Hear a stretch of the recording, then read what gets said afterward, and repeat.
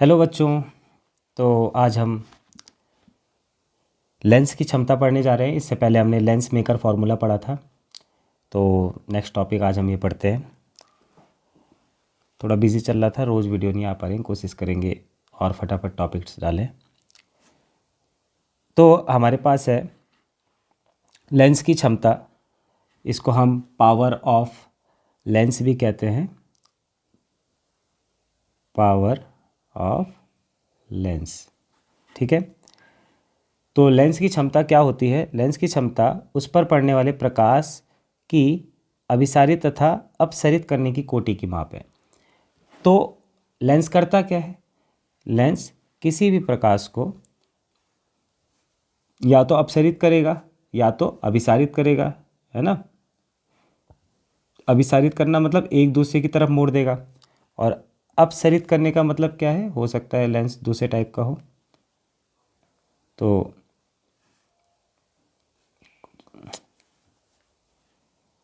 कुछ इस तरीके से मान लो लेंस है, तो ये अपसरित करेगा। ठीक है। तो ये इसको चारों तरफ, चारों दिशाओं में फैलाएगा। तो कोई लेंस कितना अभिसारित करता है और कितना अपसारित करता है, ये उस लेंस की क्षमता के कारण होता है। मतलब उसकी क्षमता से हम ये ज्ञात कर सकते हैं कि लेंस कितना अभिसारित कर रहा है और कितना अपसारित कर रहा है। अच्छा, एक मिनट। तो किसी लेंस की क्षमता P को उस कोण की स्पर्शज्या से परिभाषित करते हैं जिससे यह किसी मुख्य अक्ष के समांतर प्रकाश पुंज को प्रकाशीय केंद्र से एकांक दूरी पर आकर गिरता है, अभिसरित या अपसारित करता है। ठीक है। अब ये भाषा समझने में दिक्कत हो रही होगी। तो क्या है ये कि मान लो कि ये आपके पास कोण है। कौन कैसे कैसे बन रहे हैं? ये क्या थी? दो, ये इनमें से एक, ये किरण आई, प्रकाश किरण आई, और यहाँ पे आके लेंस ने इसको क्या कर दिया? इधर मोड़ दिया, इधर चली गई प्रकाश किरण।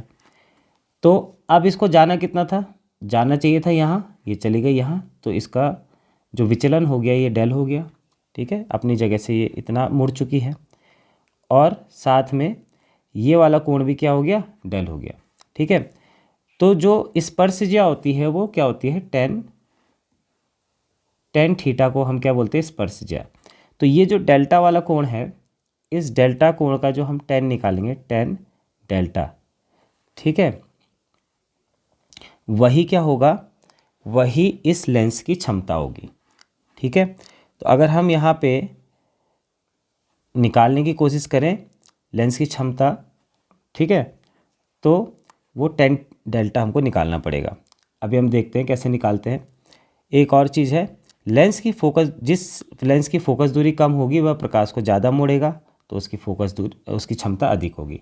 जितनी ज़्यादा फोकस दूरी है उतनी क्षमता कम है, जितनी कम फोकस दूरी है उतनी ज़्यादा लेंस की क्षमता है। ठीक है। तो हम इस चित्र से देखते हैं, टेन थीटा निकालते हैं।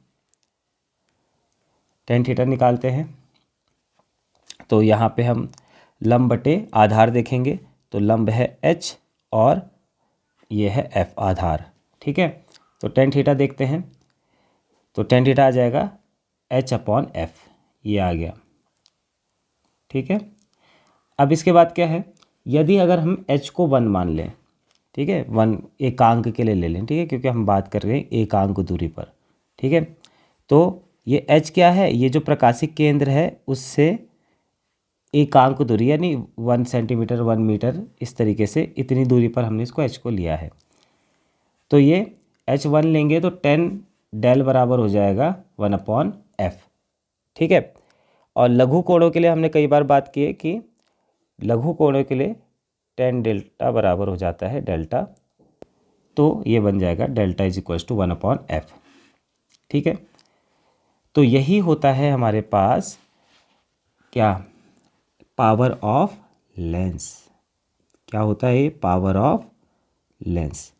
तो बहुत छोटा सा फॉर्मूला है और कई बार इसमें आ जाते हैं क्वेश्चन इससे भी संबंधित, तो आपको ध्यान रखना है। और इसमें ये चीज़ ध्यान रखनी है कि जो जब आप डेल निकालें तो डेल का मात्रक क्या होता है, डायोप्टर होता है, डायोप्टर है ना, जो लेंस की क्षमता है उसका मात्रक होगा डायोप्टर। और डायोप्टर में तभी लेंस की क्षमता आएगी जब फोकस को आप मीटर में लेंगे, ठीक है। फोकस को जब आप मीटर में लेंगे तभी पावर डायोप्टर में निकलेगी। तो इसके लिए एक इम्पॉर्टेंट चीज़ ये आ जाती है कि एफ हमेशा मीटर में लें। तो जो एक डायोप्टर है उसको हम परिभाषित कैसे कर सकते हैं कि 1 डायोप्टर इक्वल्स टू 1 अपॉन, अगर एफ का मान 1 रखेंगे तो 1 मीटर है ना, 1/1 मीटर। और इसको हम कुछ इस तरीके से लिख सकते हैं 1/1 मीटर इनवर्स।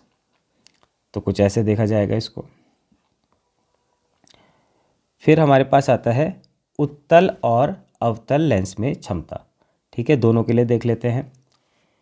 तो क्या क्या बात करते हैं हम इसमें। उत्तल लेंस, कॉन्वेक्स लेंस, हम सब जानते हैं कि कॉन्वेक्स लेंस क्या होता है।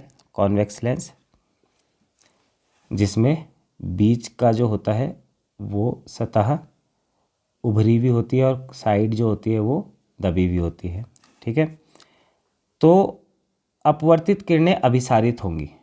जो कॉन्वेक्स लेंस है उसमें अभिसारित किया जाएगा, जो कि एक बिंदु पर आकर मिलती हैं, ऐसे बोला जाएगा।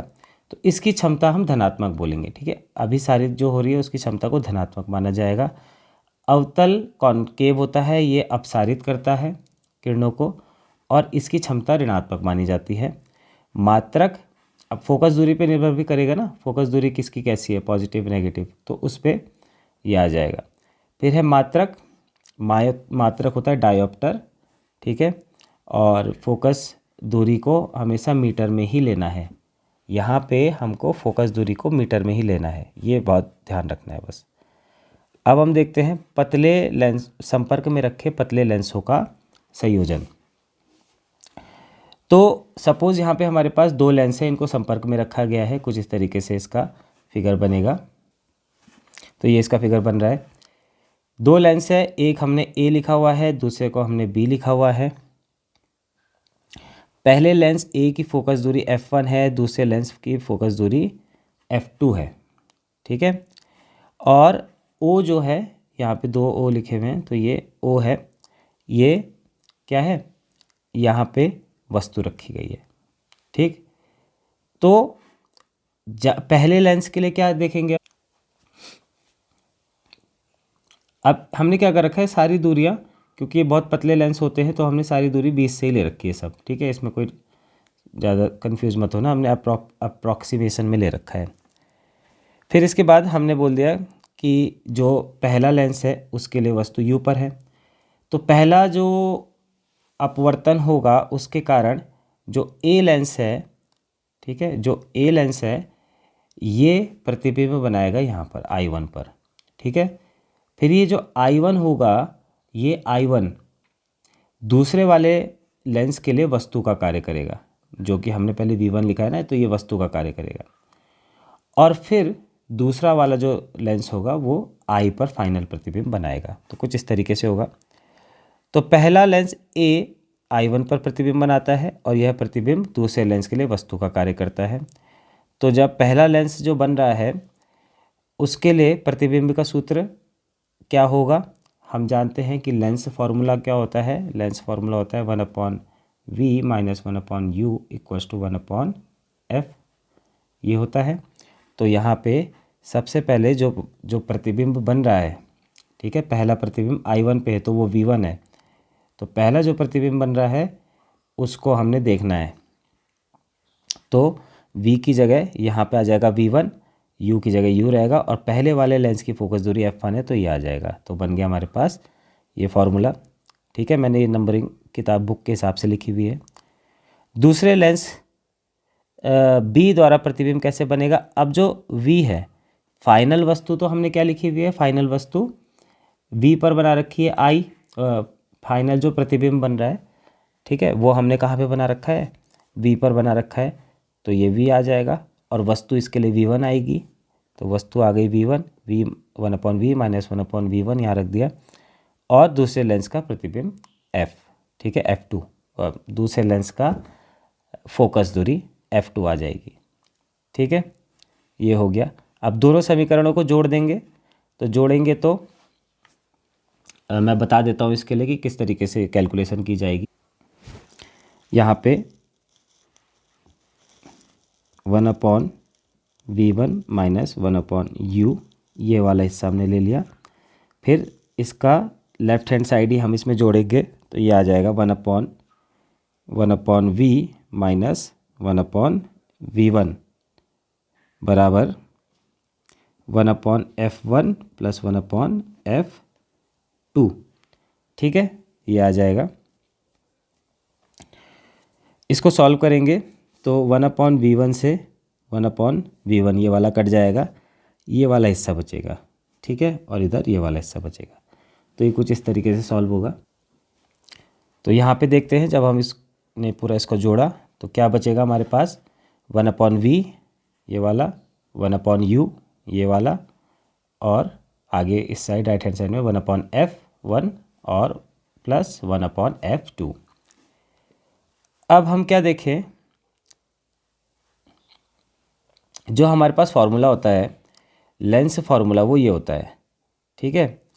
तो अगर जितना काम ये कर रहा है, ठीक है ना, दोनों लेंस का संयोजन से जितना हमको क्या मिल रहा है, ये मिल रहा है कि कितना कन्वर्ज कर रहा है, या जो इफ़ेक्ट हमको इससे मिल रहा है वही हम अगर मान लें कि इसके समतुल्य कोई एक लेंस लगाएं तो उसके लिए फार्मूला ये बनेगा, ठीक है। तो इस संयोजन के लिए जो समतुल्य फार्मूला होगा ये होगा, अगर हम इस लेंस के लिए हम जो समतुल्य लेंस लगाएंगे उसके लिए फार्मूला ये बनेगा। तो दोनों को कंपेयर करते हैं अगर हम, ठीक है, दोनों को कंपेयर करते हैं तो राइट हैंड साइड को हमको इक्वल रखना पड़ेगा, ठीक है, इफेक्टिव फोकस दूरी। तो हमारे पास आ जाएगा 1/f बराबर 1/f1 प्लस 1/f2, ठीक है, ये आ जाएगा। इसी तरीके से तो ये फाइनल फार्मूला है हमारे पास, ठीक है, ये वाला फाइनल फार्मूला हो गया, ठीक।